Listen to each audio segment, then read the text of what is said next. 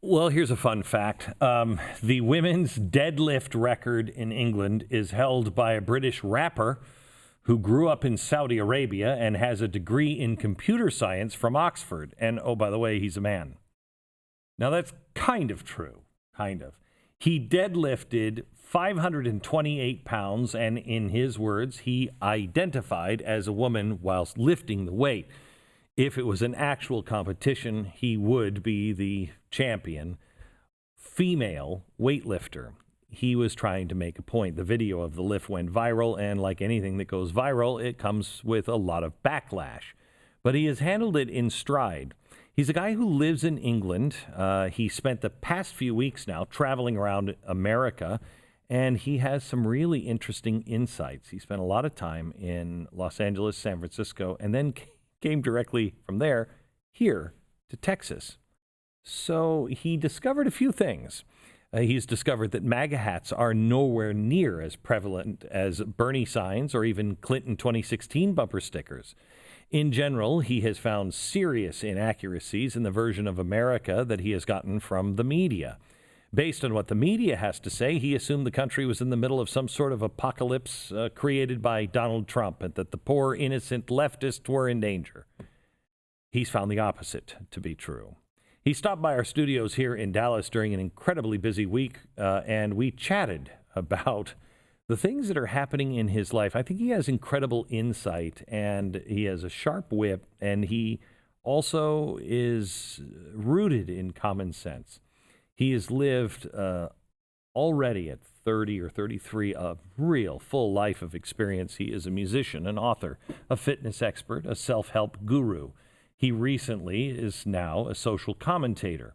He has amassed quite a following on Twitter, and he says things like just the other day, unpopular opinion, women wield more societal power and influence than men do in the West. Another one, if you fear for your job, your family, your children, now think about what awaits you 10 years if you keep letting the radicals run the show and set all the rules and the boundaries. Full of common sense and simplicity. Please welcome and enjoy our guest today on the Glenn Beck podcast, Zuby.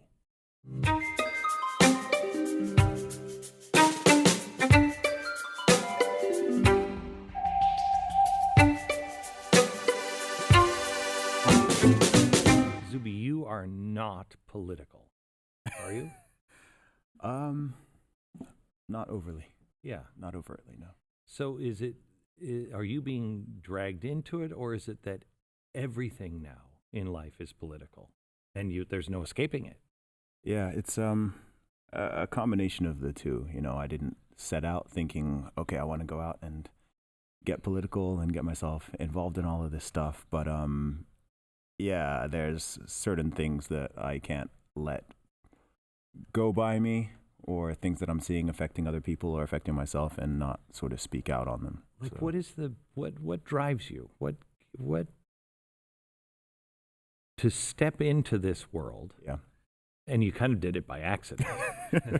To step in this world, you must have had some inkling, but now I'm gathering, I'm guessing, because most people would have had some serious ramifications for saying what they're saying.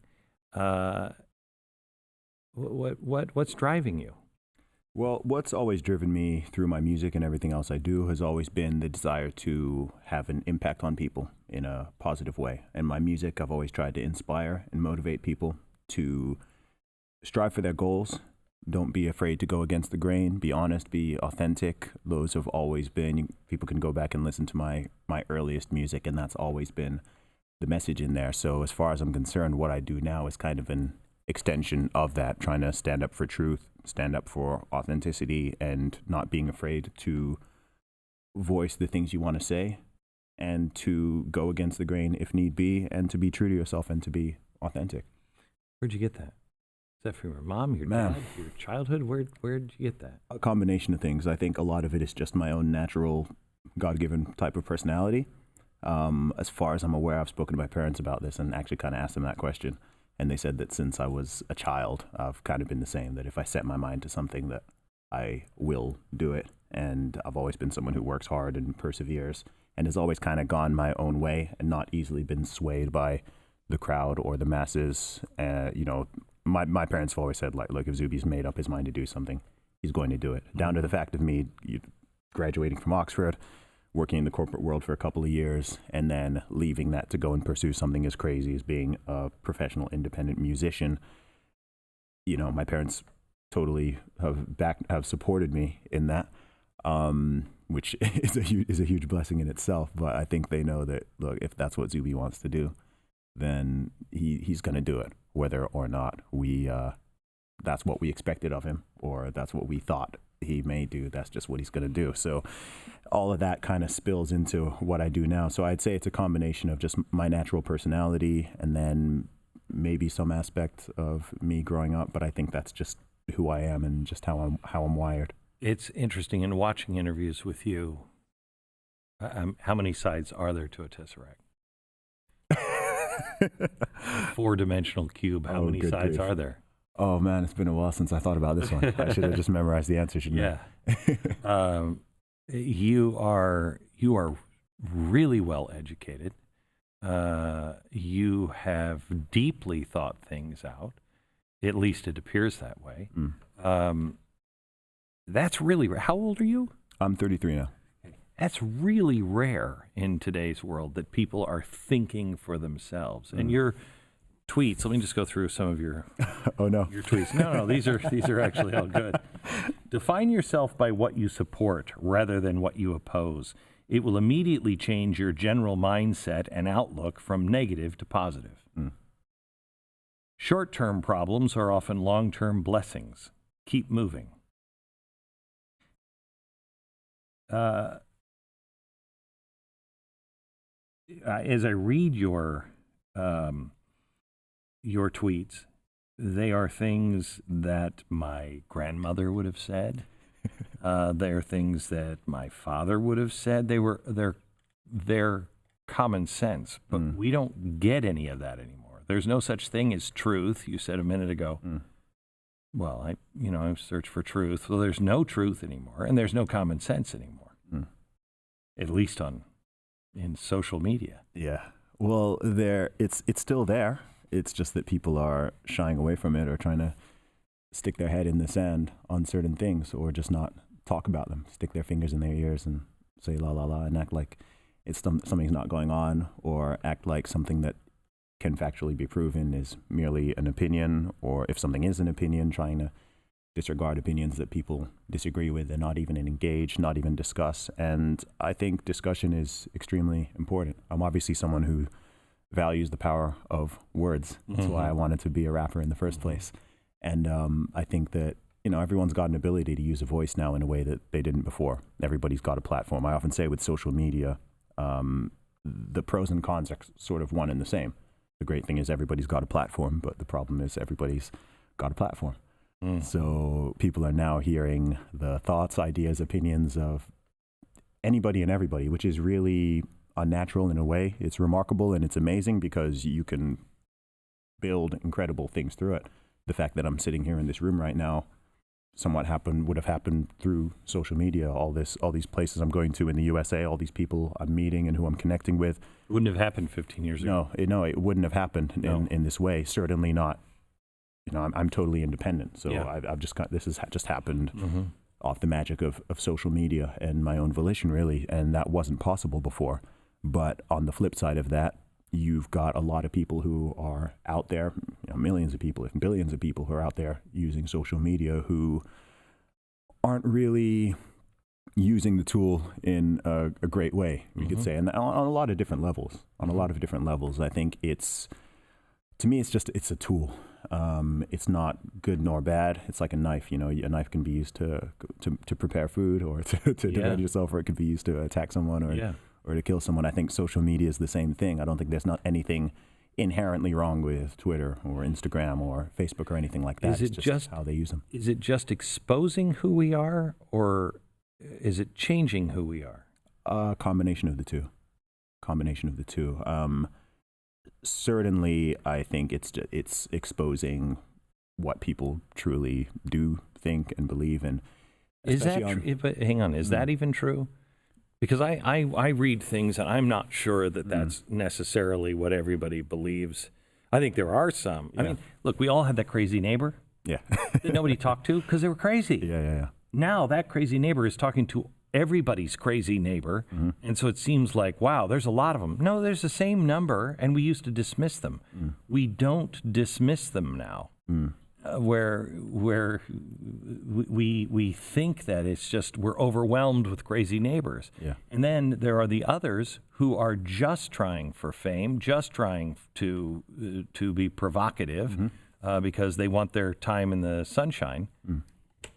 I mean... Yeah, it's a combination. I mean, social media certainly does change people's behavior. You know, nobody used to take photos of themselves 15 years ago, really. People didn't take photos of their food, let alone want to post them up. So there is certainly, you know, people do seek approval and validation through that. Everybody does it to some degree. You know, there's nobody who's built up a big... human. Yeah, there's nobody who's built up a big following. I can't sit here and say that, oh, I've never put something out there with the desire to get a reaction, because of course I do. When I make music, I put it out there, I want to get a reaction. You make a podcast, you want it to, you want people to see it, you want a lot of people to see it, and you want there to get a reaction. So that's normal. I think the bigger danger is you're now having a lot of people, especially younger people, who are more basing their value as a human being or their total value to society based on how many likes or followers or views they're getting online, and that's adapt to that. Yeah, they will. That is the way to be accepted. That is the power. That's the currency of our age, and they will do whatever they have to do to fit into that slot. Yeah, and that, to me, that's the bigger problem. I think there are certain worlds which people need to be able to keep somewhat separate. So you can go on there on your favorite social media platform and you can use it and you can enjoy it, but you can also step away from it and exist in the real world and not let that, you know, not let something, a stranger, a strange avatar with an anime picture tweeted halfway across the world who you don't know and you'd never encounter in your real life. Don't let that person's opinion put you in a bad mood for the rest of the day. Don't let that leak into everything else you're doing. To me, that's kind of crazy. And if that's happening, I think that's the stage where people need to step away a little bit and just exist in the real world for a while and realize that it's all deeper than that. So there is a real world, but it is being diminished for an ever-increasing, exciting world online and in the internet. And that concerns me because we don't know what reality is. Even in the United States, we have no idea. We're so ungrateful. We don't see the rest of the world, and I don't think the rest of the world sees us for who we really are. You know, I don't know what cartoon we appear to be, but I'm sure we look like a cartoon. You grew up in Saudi Arabia, which I want to get into. You live in the UK now. How does the rest of the world perceive the United States? When you think of the United States, or you think of how people you grew up with, how are we viewed compared to how you are finding us?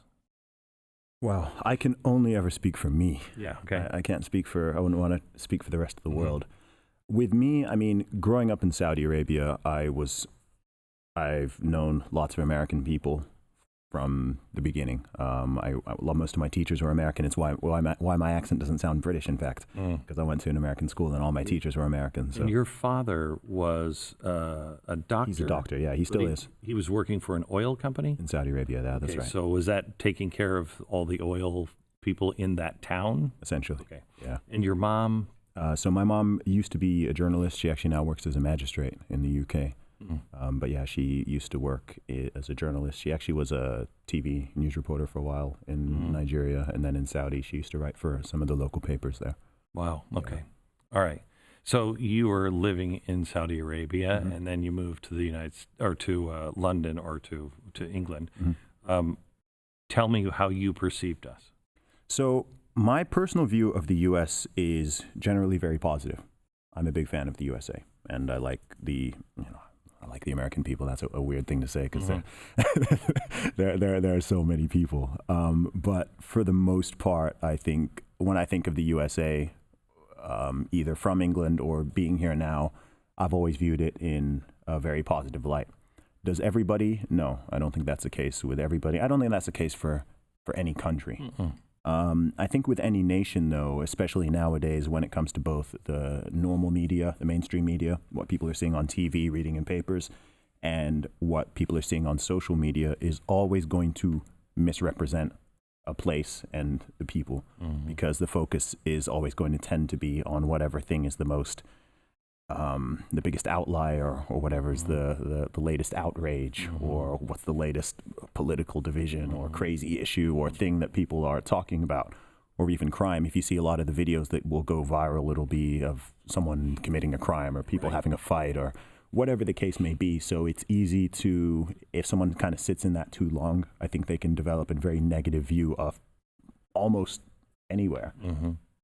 Especially if they themselves haven't ventured out there themselves and been there and met with those people. If you live in the UK, for example, and you've never been to America and you don't know, maybe you haven't met a lot of Americans or know much about the country, you've got people who think, for example, that take something obvious that people really don't understand in the UK or in Europe, something like the Second Amendment, even some aspects of the First Amendment, but certainly the Second Amendment, right? Like most people do not get it at all. Right? If you stop the average British person on the street and ask them about it, and they just think the whole thing is bonkers. Just ban guns, get rid of all of them. It's crazy. Stupid. Like what? Right? And you guys are down to knives. Yeah. I mean, and then if you talk to an American, right? Then they say that. If you talk to an American, they're like, "What? Not even the police have guns?" Like, this is crazy. Yeah. So it's like you're coming from two really different perspectives, which is interesting because those are two countries which have some shared common history, share a language, are very similar countries in many ways. But even with those two, there are some real differences in sort of cultural perspectives and historical and political perspectives there, which can be really hard to understand unless you really sit down and try to get the context of it and have a high degree of empathy and try to put yourself in that world. The same goes with I grew up in Saudi Arabia as well. Of course, it's a place which people have very strong feelings about. Very few people have actually been there. Most people don't know very many people from there. There's a lot of stuff people don't understand about it, but people still feel like they can sort of speak for the entire country or the people or whatever.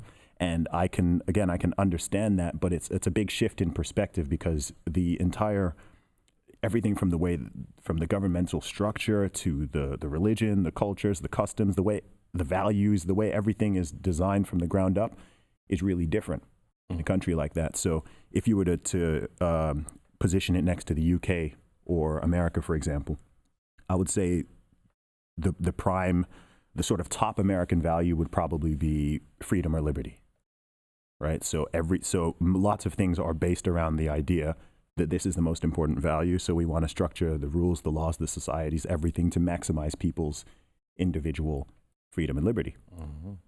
Not every country agrees that is the most important value. And so if you understand that, then it becomes a lot easier to understand the way and reason why, whether or not people agree or disagree. It's easier to empathize with and understand why certain things are done the way they're done in a country like that. It's why our nation building nonsense never works. We go over and we say, we're going to plant democracy. Well, that's our value. That's the way we live our life. You have to want that and find that for yourself. And it fails because it's not them. Yeah. It's not them. So if I were in England, I would think that the United States is a bunch of people that are really, really super smart, but they're surrounded by a bunch of people who are wearing red hats, who have guns and are absolute racist, crazy people that just want to blow up the world.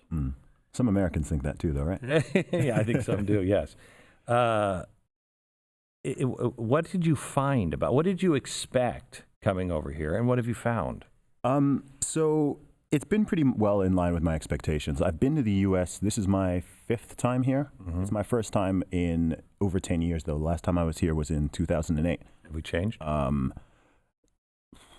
Not greatly, as far as I'm aware. For those of us who are here, feels like we've changed everything. Really? Yeah. I haven't noticed it significantly. I mean, I've been going to different states and cities. So everywhere I've been to thus far in California and Texas, which is those are 2 states I'd never been to before. Last time I was here, I was actually in Chicago, and the vibe was different. That was just before Obama got elected in 2008. So that was a sort of different vibe in that sense. But in terms of the vast majority of things, I haven't really noticed much of a difference. Again, on the online world, it seems like everything is super polarized and crazy, and people are on the brink of some kind of civil war, and people aren't talking to their neighbors, and everyone's fighting with each other. But again, you know, I go out, whether I was in Los Angeles or San Francisco or Austin or Dallas, and I'm like, well, everyone's just trying to live their lives and work and get on with things and take care of themselves and feed their family, and everyone's being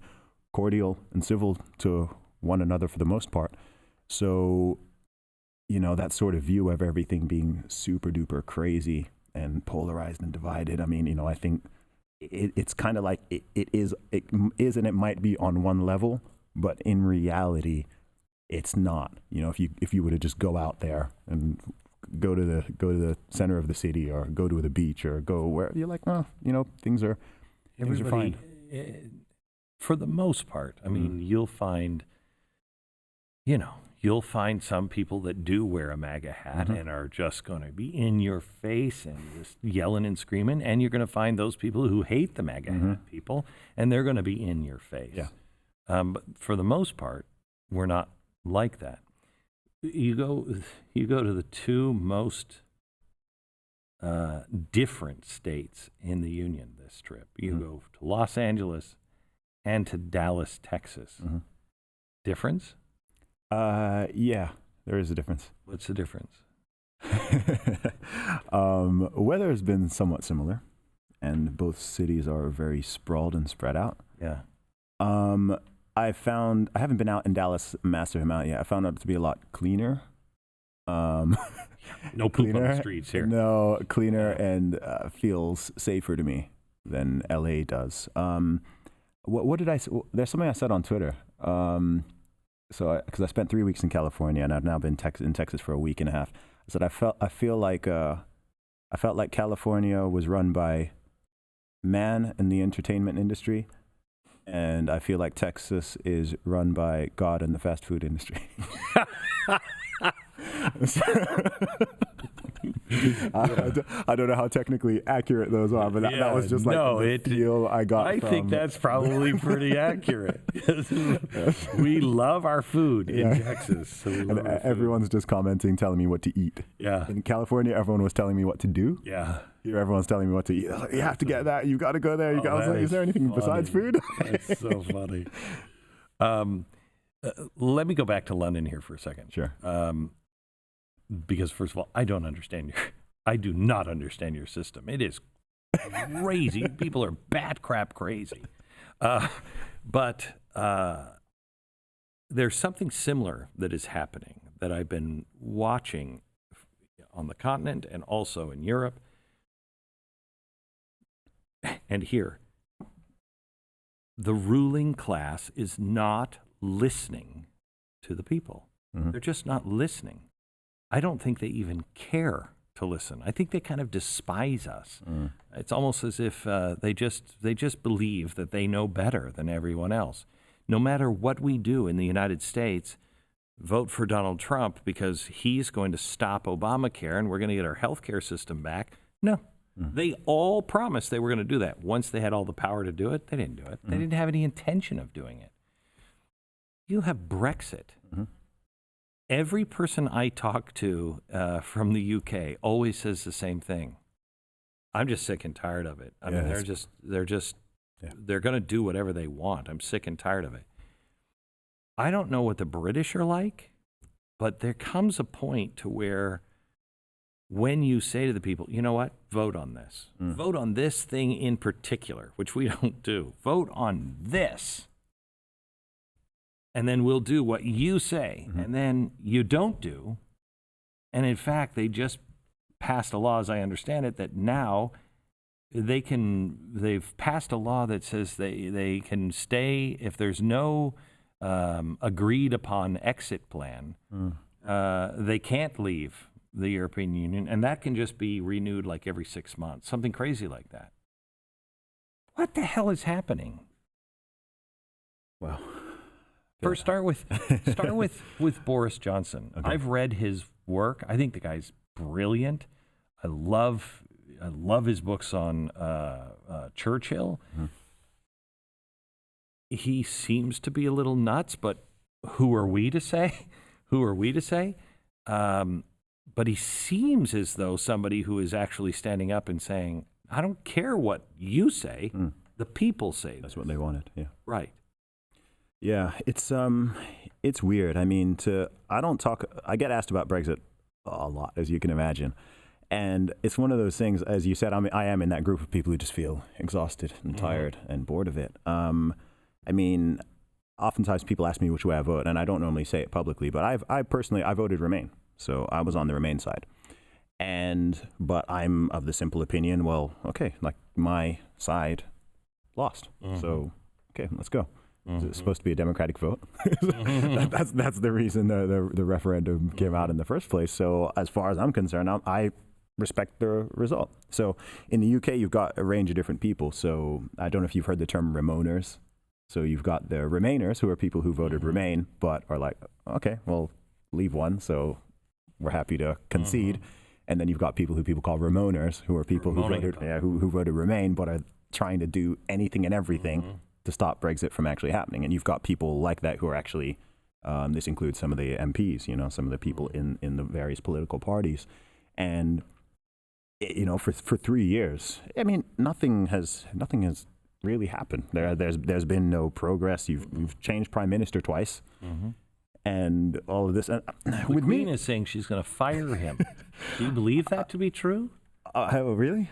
She said I haven't actually heard that. She asked whoever, the Queen's advisor is, on how to fire a prime minister if he does go through with Brexit without a plan.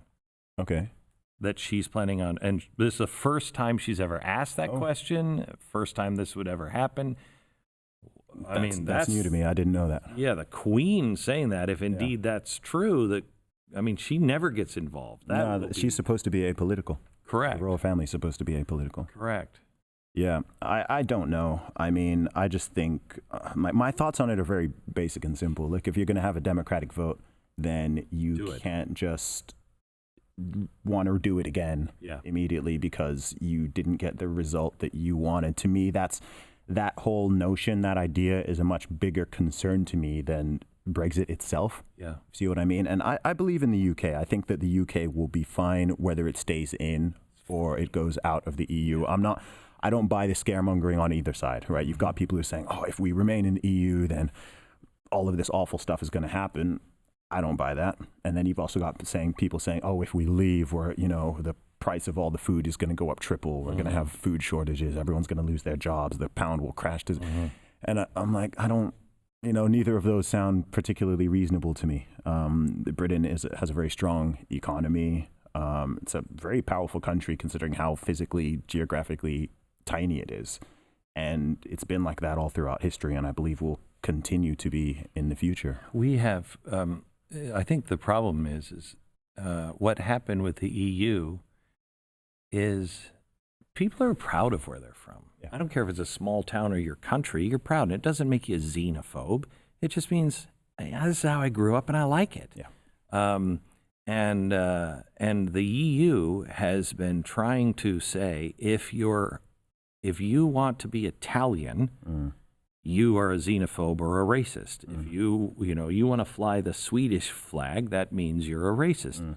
And I think the same thing is happening here in America. The only state that still is remaining, that is a state, and it's because it was a republic before it was state, is Texas. Yeah. They still are saying, I don't mind the other states. But Texas is great. Texas. Do you know one? Do you know this is a slight sidetrack, but related? Do you know one thing I've really loved about being here? One thing I really like that the U.S. does? Got flags everywhere. Mm.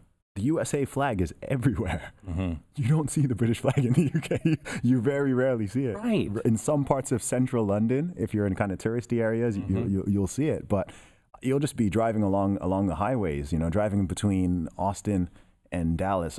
I saw hundreds of US flags, every shop, and I think that's cool. Mm-hmm. That's actually something I like. It's weird. To some British people, in terms of the American perception, there are some people who don't like that. There are a lot of people who think that Americans are too proud to be. Like they think the American pride is too much, like the whole go USA, USA number one. I like that. Maybe that's just my personality. I think that's cool. I like that for all countries. You know what I mean? I love the UK. Yeah. I love the history of the UK, and it's sad when you think you don't love it. Yeah. You don't find it special. I think people find it special, but I think there's something that makes them kind of like second guess it. Like, oh, is it okay to be proud? Like, I don't want to. Oh, that's because the English have always had a stick up their butt. I mean, they're always like, oh, you never know. You listen to people who are fighting, and you watch British TV or something, and you're like, they're about to either have tea or they're about to hit each other. I don't know, because everything's so polite, always. Yeah. So it's weird. I feel like implicitly deep down, most British people are very proud to be British or to be English or Scottish or Welsh or whatever. But more recently, and I feel the same. I think the same in America too. But I think there's that thing of, we're living in a strange time in a lot of ways. Yeah. And I think a lot of people are second guessing or questioning or thinking, ooh, that thing happened in history, so maybe we shouldn't be proud of this, or maybe the American flag or the St. George's flag or the Union. Maybe these are symbols of whether it's colonialism or like you said, xenophobia or race. And it's a weird thing because I don't think other countries do that. I don't think anybody would. My family background's originally from Nigeria. I grew up in Saudi Arabia. I don't think anyone would go to Nigeria and see a Nigerian flag and think that this is some negative symbol or something like that. I mean, it's good. The Western culture has, not always, but it tries to learn from the mistakes. I don't think we're doing that now, but when we're at our best, we try to learn from mistakes. It's in this misunderstanding, I think, I think the left believes that you can just, I don't know, you progress to just this perfect person, or you have all the knowledge, and these countries should have always known these things. Mm-hmm. That's not the way people are. No. Your entire life is set up of one building block, and then you learn something else, and you're like, well, that's not quite right. Mm. And then you learn something else, well, that one's not quite right either. It's the growth. Yeah. And to condemn yourself, I mean, we're doing this in social media, to condemn people for what they did when they were 10 or 16 or even 30 if they're 40, it doesn't make any sense. No. If you're that same person, you might as well die because you haven't done anything with your life. Absolutely. And even weirder than that, people are putting blame and guilt and stuff from people off things that they themselves didn't even do. That's the weirder thing. So you've got that on one side, holding people for ransom for things they did 20 years ago, but then you've also got, this thing happened 300 years ago, so let's hold anybody who fits into certain demographics to these things now. And I'm just like, that's really the wrong way to be looking at all this. But isn't it, I'm going to step in it on this one. Isn't that almost a very English way to look at it? How so? I was thinking this week, I heard somebody say, well, Sir Paul McCartney, and I went, Sir Paul McCartney. Can you imagine being knighted, in American point of view? Imagine somebody saying, oh, you're a knight. Now everybody has to call you sir, and you're somehow or another you're a little better than everybody else, and I can't even imagine that. And it's a government saying, you're accepted, you're special. I feel like this is what the world is doing now. They're doing it through Twitter and Facebook or the governments. They're all saying, if you have this, then you're approved. If you don't believe these things, you're a problem. That's the way it used to be with kings and everything else. No, America has always said, I don't pay for the sins of my father. My father could have been the worst black-hearted guy ever. But that's not me. No. I don't pay his debts. I'm not held responsible for the things he did. It's me. But I don't think we're headed as a world in that direction anymore. Yeah, I mean, I think it's important this is why, you were asking me at the beginning of this conversation about why I speak out, why I do what I do. And it's because I think everybody who is sane and reasonable and rational, I feel, has a duty to. Because if people think it's bad now, I mean, think back to 2009. There's a lot of stuff happening now that if in 2009 you said would start happening, people would have been like, oh, come on, that's not going to happen in 10 years. Or I know, I've said them. Yeah. I know what they said. So what I tell people is like, okay, well, if you're worried about speaking out now, or you're worried about this ostracization or cancel culture, whatever it is, it's like, if you don't, and you let the people who we all are saying are a crazy, loud, fringe minority, if you let them set all the rules and boundaries, then think to 2029. What's the situation going to be like then? Do you think it's going to be better? It's not. It's only going to be better if people actually use their voices to have these discussions and conversations and, think, okay, what are the best, what are the boundaries? What should the boundaries be? How can people, touching on what you were saying earlier, we're missing this idea of salvation and forgiveness. That's something that I'm noticing now. It's like, no, if someone did something bad, someone wrote a bad tweet 10 years ago. There is no forgiveness. And you can't forgive them. There's no route to salvation. They need to be canceled forever. They can't work again, and they can't feed their family. They just need to be totally ostracized. That's going back to like a very primitive way of thinking. Oh, I don't know if you're religious, but I think it is a religion. It's just the opposite of Christianity. It's the opposite of a loving, forgiving society. I think it's evil myself. It is, you have to confess your climate sins. You have to purge yourself. Climate justice is a phrase, right. Social justice. There's no such thing as social justice. Life is unfair. It is our job to try to navigate that and try to make the world a better place. But man cannot make the sins of the past right. No. You can't balance it. No. Can't. Someone will always get the shaft, and then where's their justice?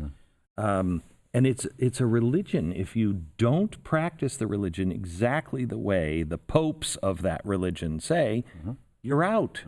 You're a heretic. You're a witch. Burn them at the stake. Yep. And those people get the worst treatment, right? Apostates. Yeah. I mean, a lot of people have called it secular religion. It is. Because that's really what it is. Yeah. It's weird, but I mean, coming back to that point, I do think people need to speak out, because a lot of people are living in fear and just worry about this whole thing. And it's weird, because I'll get messages or talk to people from primarily in the UK, USA, Canada, the freest countries in the world at the freest time that's ever existed. And some of them are talking like they're hostages, and they can't say this and they can't say that, and they're worried about this, and I'm, this isn't saying you just say whatever the first thing comes to your brain and everybody talks with no filter. That's not what we're saying. It's just saying you've got an ability, not just an ability, but also a duty. If you think something is going wrong, you think something is going sideways, you think something's a really bad idea, which is being promoted at your university or your workplace or whatever it is, then you need to say something. It's your job to object. You can't just let everything slide. If people feel like we're sliding into craziness, then I'm like, well, it's because you're letting it happen. You're letting 2% of the population dictate to the other 98%. It is exactly the mistakes made in the 1930s in Germany. It was I wondered, a few years back, how did you get an entire population that only voted 30% for the Nazis? How did you get an entire population to do that? Yeah. How'd you do that? They'd beat you in the streets if you didn't. And people they weren't willing to stand up to that very small. And so they would just talk in their own things. And eventually the Nazis would say, if you were caught talking, I mean, it's the people who didn't believe in the Nazi philosophy at the very beginning, when they were in the majority, they would whisper. But the minority would not. Yeah. The minority made it very clear who they were. Yeah. And no one stood up against it. And before you knew it, all those whisperers started to be killed. I don't see a difference here. Yeah. Do you know the craziest thing about everything we're saying here is that if you take a hyper-partisan on either side, they'll think you're talking about the other side. Right. That's the weirdest thing. It is. That's the weirdest thing about the whole thing, right? Someone will be listening to this and they'll be thinking one thing, someone else will be listening, and they'll be thinking the other. And you see that all the time. So I have a theory. Yeah. If you look at a football field, a rugby field, is a rugby field 100 yards? Ooh, I don't actually know the length. Okay, so it's a little bit shorter, but I don't know. I'm not sure. Football field is 100 yards. Okay. The first 15 yards on the right, filled with nuts. First 15 yards on the left, filled with nuts. Yeah. The rest of it, and I'm not saying that you're in the middle, I'm saying you're just not part of the fringe that wants to pull everything down or kill or shut up everybody who disagrees with you. There might, and I think I'm being generous by saying 15%. I bet you there's 8% maybe, or 5% on each side. Right, yeah. And everybody else is being controlled by these two sides. And they're making, this side is making everyone think that this side is 50% of the field. And this side is doing the same. Yeah. It's not. No. There's all these people right here that believe strongly in what they believe, but they don't want to kill each other or silence one another. Yeah, it's the people who can't have a laissez-faire attitude, right? It's, everyone has their different beliefs, whether they're political or religious or ideological. I think most reasonable people are totally accepting of that fact and are willing to live and let live. The problem is always going to be radical people, extremists, who can't practice live and let live.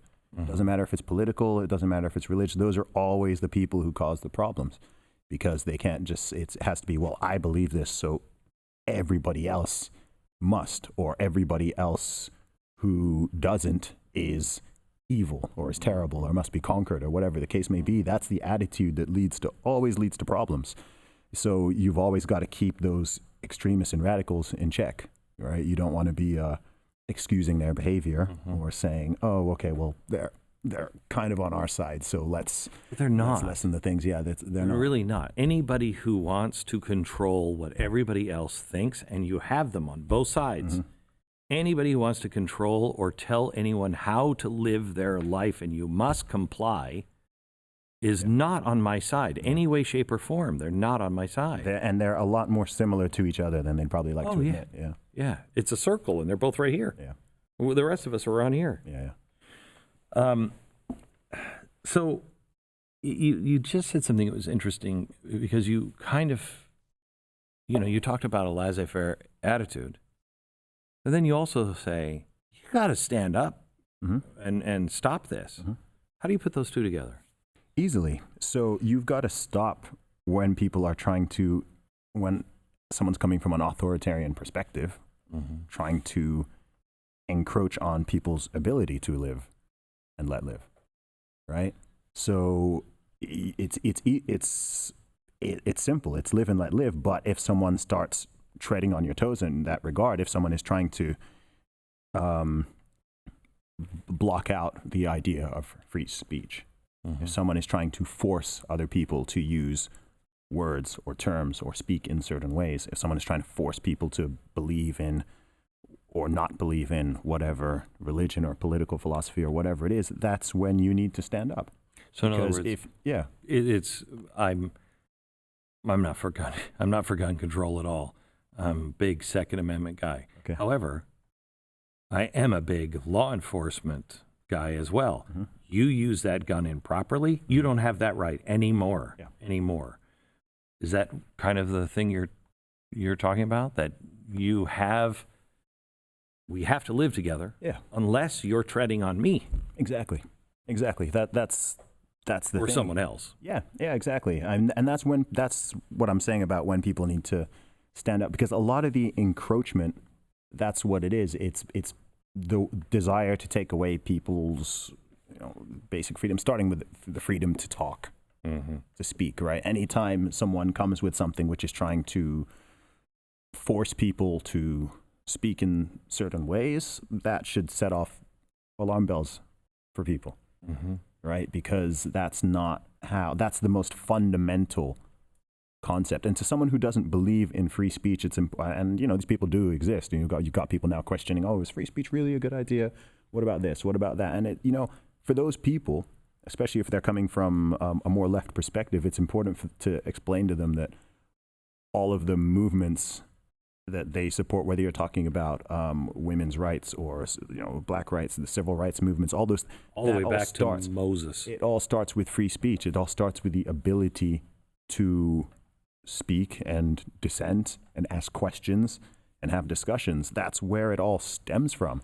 So should do the Facebooks and the Twitters of the world, that is the public square now. It is, yeah.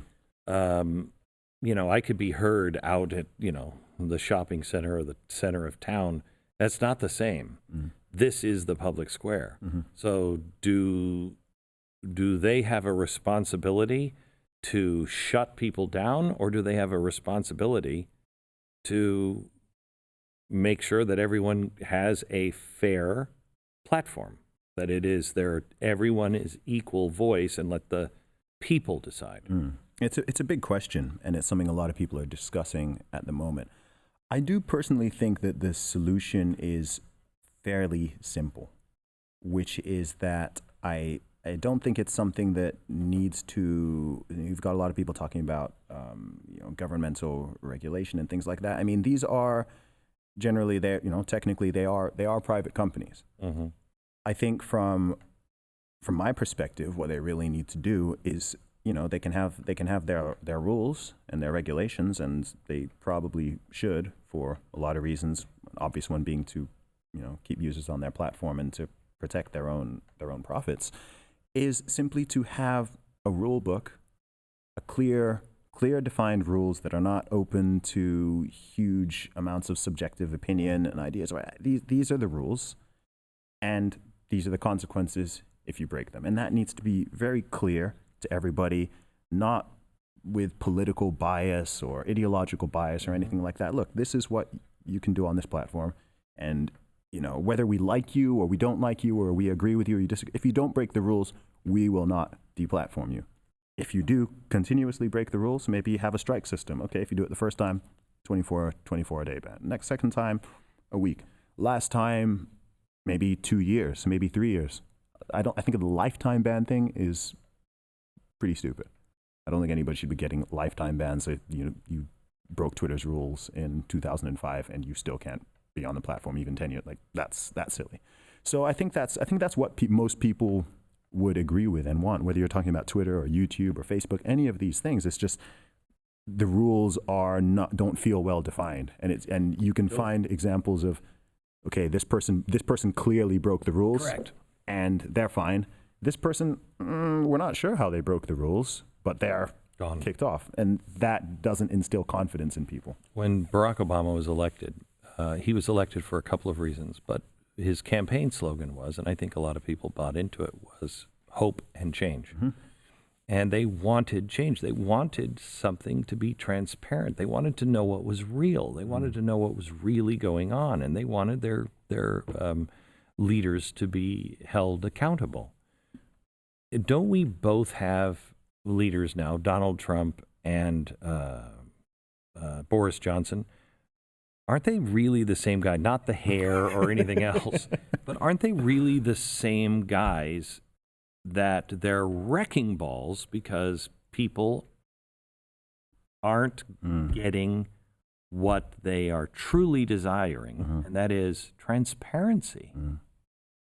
Yeah. I mean, I think I'm not a political expert, but from what I've gathered, it doesn't matter the country. What I seem to notice is that if there's a general strong feeling of people being disgruntled and unsatisfied or upset or angry, whatever the case may be, they will normally just vote for the change option. Okay, so after, with the U.S., for example, I know that during George W. Bush's presidency and the Iraq War and all that stuff, people were just, people were fed up with that. People didn't want that anywhere. People didn't want that anymore. Obama ran against McCain, right? I think McCain seemed kind of like, oh, we'll probably get more of the same with him, right? Obama was like, okay, this is the option for change. So people voted for change. After 8 years of Barack Obama, people were feeling a similar way for different reasons in large numbers. And people thought, oh, Hillary Clinton, that's going to be kind of more of the same. Donald Trump, massive wild card, but that's the option for change.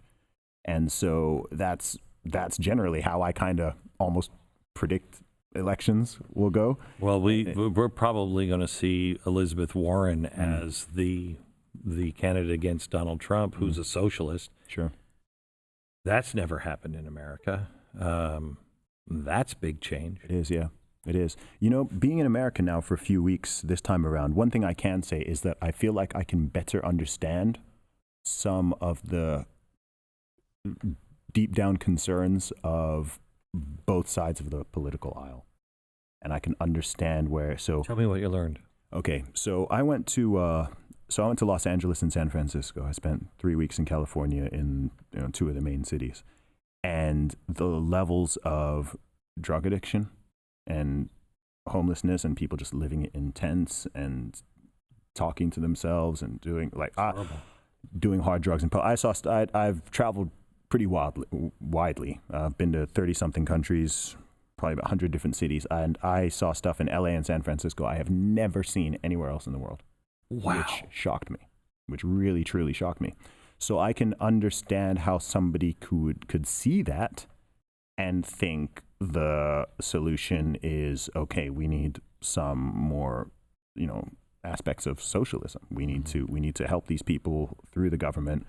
We can't have people, I can empathize with that position, regardless of whether I agree or disagree with it. I can understand that. I can also understand the perspective of, having talking to people there, and people are saying, oh, well, the drugs people are using now are different drugs. They're saying this is fentanyl. This is stuff that's coming off of the board. So I can also understand people saying, okay, we need to build that wall and stop these drugs from coming in and wrecking our own citizens. So I can, and also looking at the policies that enable people to camp out and use hard drugs in public and defecate in public and, commit crimes that, something like if the crime, I think in San Francisco, if the value of the crime is below $950, if people shoplift, if people break into cars, they can get it. And all this stuff was mind blowing to me. I was just like, what? Like in the UK, you can't, maybe the police can be overzealous sometimes, but you can't do meth in the park in public. Right. You can't go steal $900 worth of stuff. No, you can't just go and steal stuff. Walk away with it. No, you can't do that. So I was confused by that level of lawlessness, which is also enabling and encouraging this behavior. So I did have that kind of realization point where I was like, wow, okay, I can get where people are coming from in this regard, because I always thought that aspect of things, the drug addiction, the homelessness levels, I did think that was being exaggerated online. Right. Before I traveled, a lot of people were saying, oh, you're going to Los Angeles, watch out for that, watch out for poop, watch out for needles. And I was like, okay, that's probably people being a little bit facetious. And then I got there and I saw it with my own eyes and I was like, okay, this is not a joke. This is real. This is actually serious. I'm seeing it with my own two eyes now. And this the is whole serious. West Coast is starting to be like that. Yeah. So that was one thing where I was like, okay, this is not overblown. And I don't have and know all of the solutions, but I can empathize now better with people who would see that and have very different ideas of what the best way to deal with it is. So the option they've gone for in those cities is to essentially make it easier for the people saying, okay, yeah, you can set up a tent anywhere. Okay, we're not going to prosecute you, you know, for doing drugs. Okay, we will hand out fresh needles, that kind of thing, right? I don't, in my own perspective, I don't think that's the right direction to go, but that's the way they've gone, and that's the way they're doing it. But I can understand the root. See, the root cause for that. And in America, what has always happened before is we were set up in many ways like Europe, and a European Union that might have worked. We were set up as 50 different laboratories, and you do whatever you want. It's your state. Yeah. You make the call. You don't violate these 10 things, but do it. Now, with somehow or another, the lines of the difference between the state and federal governments have been so blurred that the federal government is now starting to tell everyone you have to do it this way. Look, if California wanted to be socialist and they wanted to have poop running in their streets, and that's fine, and they really felt that was the right thing, fine. You know what? In the end, they might find a way that it all works, and if it all worked and it was a better system, Texans would adopt it. But a lot of people are fleeing from California to Texas right now. Right, because of it, right. And so I think what's happening to us is, for instance, I mean, you said something, because I say a lot of things. I know. You're kind of, you really kind of came to play with, breaking the world record. I know you didn't officially, but, you were dead weightlifting more than the record of women. Yeah. And you were identifying as a woman. It's insane. But you said on Rogan, we're living in a time in which gender is a spectrum and politics is binary. How did we get there? Oh, boy. And how do we get back? Do we get back? It's a good question. It's weird because, the reason I said that is because, even with myself, I'm someone who people, especially now that I've risen to a little bit more prominence, is I'm finding a lot of people want to label me. Everybody wants to throw a label on me. Everyone wants to be Zuby is this or he's that or he's conservative or libertarian or everyone wants to label me. And I don't, to some degree, I don't mind what someone wants to say. Oh, Zuby's conservative. I'm like, okay, I'm not gonna kick up a fight or whatever. I like to just consider myself a thinker, and I don't think the point of what I was saying there is you've got hundreds of millions, billions of people in the world, and the idea that everyone is on the right or on the left is very weird and strange to me, and that really doesn't make sense. That's an actual real social construct. That's the idea that there's even though I think a lot of it stems from the fact that in most countries you've got two major parties. So in the UK you've got the Republicans and the Democrats. In the US you've got Republicans and Democrats. In the UK you've got Labour and Conservative, and funnily enough they're both red and blue, although the colors are switched around in each country. And so people want to kind of siphon people off in these boxes, and once you've got someone in that box, you can then assume all of this stuff about them. Okay, if you're someone who just believes that conservatives are evil and they hate the poor and they don't like immigrants and all that, all the misconceptions that people may have, then it kind of makes it, I think it's people's brains just trying to find an easy way to categorize the world and other people. And so, the reason I said that is just to, remind people, look, it's a lot more complicated than that. And anyone who is remotely thinking for themselves won't align absolutely hard line down either way, because that doesn't make sense. It's not real. No, that doesn't make sense.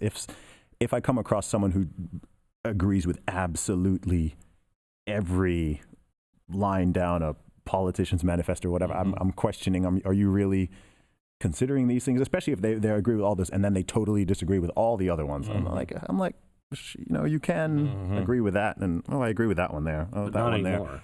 Yeah, and you're a traitor. If you don't walk the line on either side. Yeah, and that's silly, And in terms of how to get over that, I think it comes from getting out of. That in itself is it's still a form of identity politics, really. And it's getting away from this idea of identity politics. It doesn't matter what level it's on. It's just a bit of a poisonous attitude, and it's not very human, and it takes away, and it causes people to focus on differences rather than commonalities. I mean, if you go out there and, I don't know, you're playing sports, or you're just going to watch a movie, or you're going to theater, or whatever, you're just interacting in public.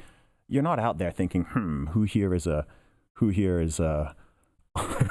the red team and who's on the blue team, right? You're just there, you're having fun, you're mixing, you're mingling, whatever. Politics normally won't even come up. If it does, most people will just talk. You might disagree, you might agree, and then you carry on. You don't hate each other, you don't fight each other. That's generally how the real world tends to work. So I think the focus needs to be on focusing on the commonalities rather than the differences. This goes with other forms of identity politics, whether people are talking race or gender or sexuality. I don't know why those are the three ones that people always focus on. I don't know why it's not height, eye color, and hair length. Like, I mean, it could be anything, right? It could be anything. But people get obsessed with that, and it causes people to view the world through a framework where the differences are highlighted rather than the commonalities being highlighted, right? They're walking around and thinking, ooh, what skin color is everybody? Or ooh, what gender is everybody? And everything gets filtered through that. And it makes it harder to just view people as individuals and as humans, and to treat them kindly and with compassion and with empathy, and to discuss and to try to just converse with each other like normal human beings, without just coming back to these totally arbitrary and immutable, largely, characteristics, which doesn't make sense. I feel like...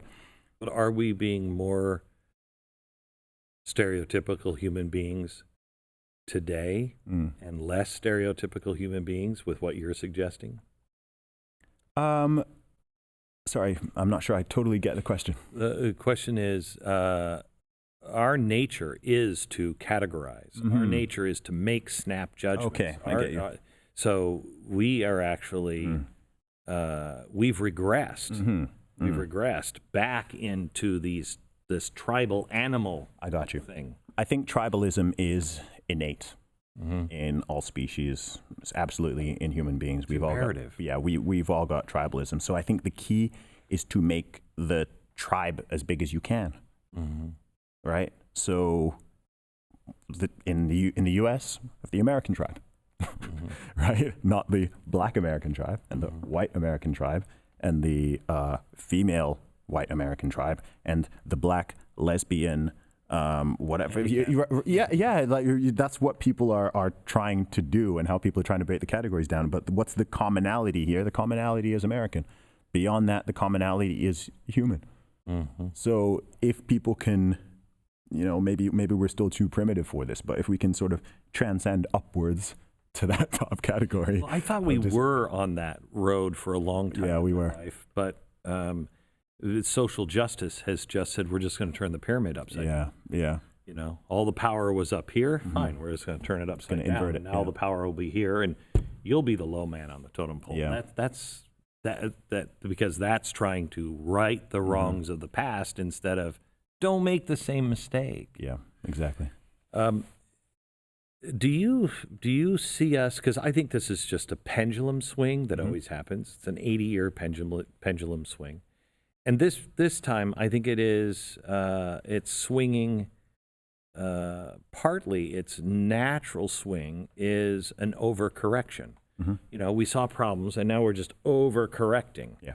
And when we get back down here towards the center, it'll be great. But we will overcorrect from this. We'll overcorrect again. Yeah, and that's one of the general concern. That's a real concern, because that's something you're seeing somewhat popping up in Europe, for example.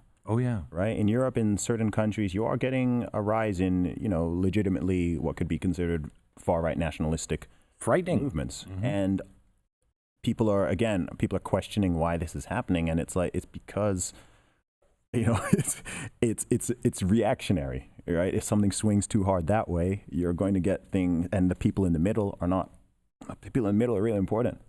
Especially if they're in positions of power, they need to address people's concerns and actually listen to the people. That's what they're there for.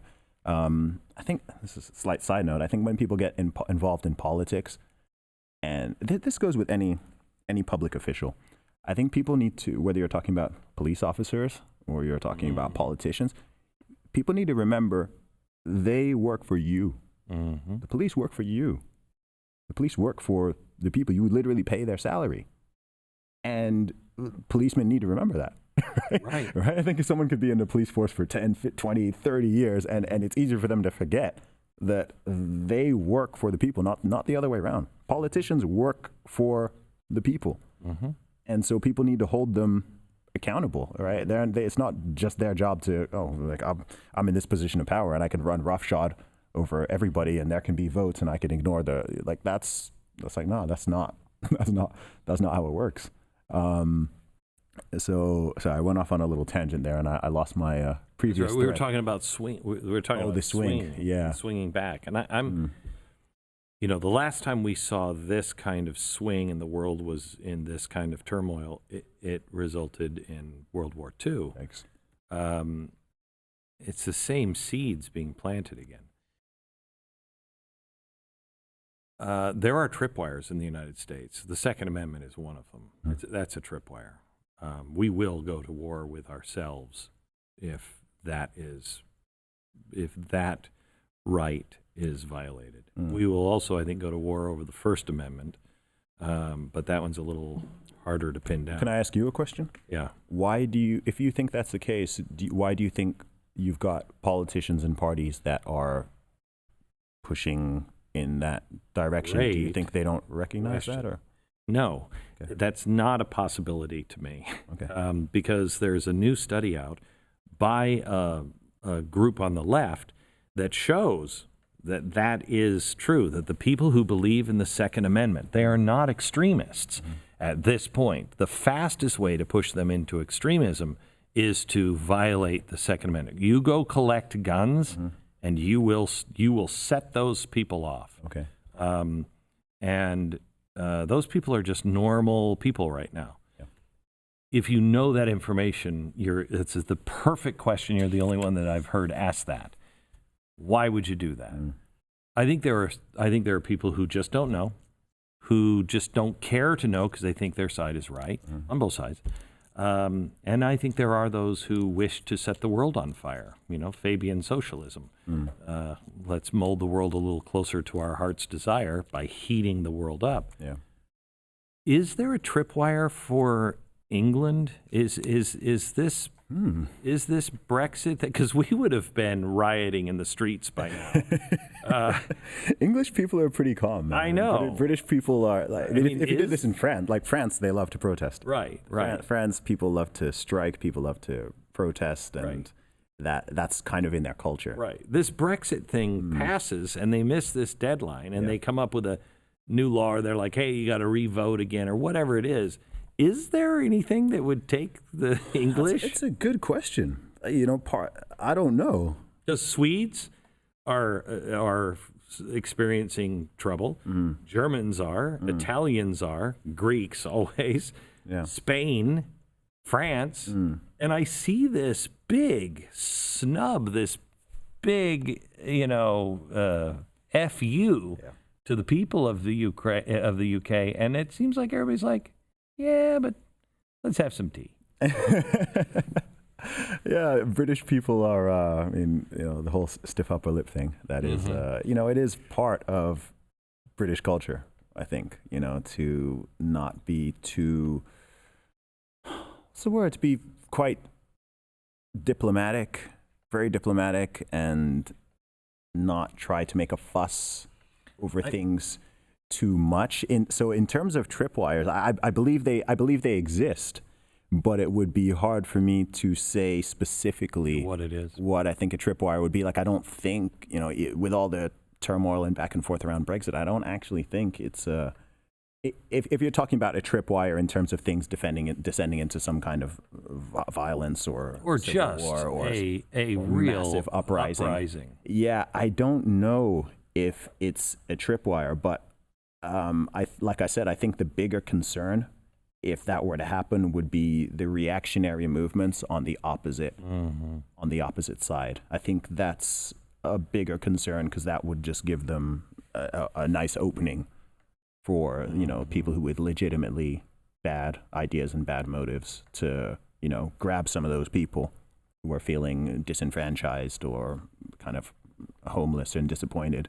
It'll give them a chance to kind of seize those people and, you know, radicalize them to a degree. So I think that's what people really need to be concerned about, you know, whatever side of the political spectrum somebody's on. That's where people need to be understanding. That's also why people need to be willing to sit down and talk across party lines, across political lines, and discuss and have conversations and not try to, you know, we've got this weird thing now where people want to be like, oh, you spoke to that person, who spoke to that person, who spoke to that person, so therefore you're associated with that person, or you endorse all their ideas or something. It's like, why can't people have conversations? You know, people are saying, oh no, don't do that. Chinese social don't go. scores.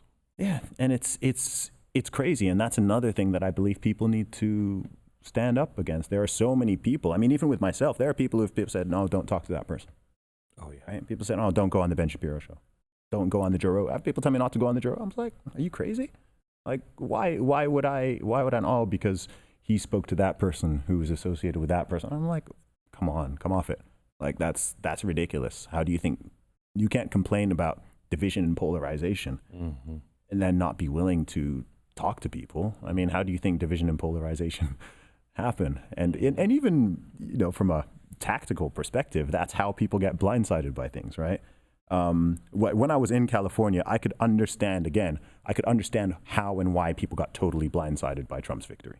I didn't get blindsided by it, and I live in the UK, right? But I could see, oh wow, if you're living in this San Francisco bubble where 85% of people vote Democrat or whatever it is, and everyone's kind of just on the same page in that regard, and you assume everybody else is like that, I can totally see how you would not have seen that coming whatsoever, because nobody here, you know, it seemed like, okay, 100% here. And it was the same thing in Brexit. You know, a lot of people who live in London especially were really blindsided by the Brexit vote.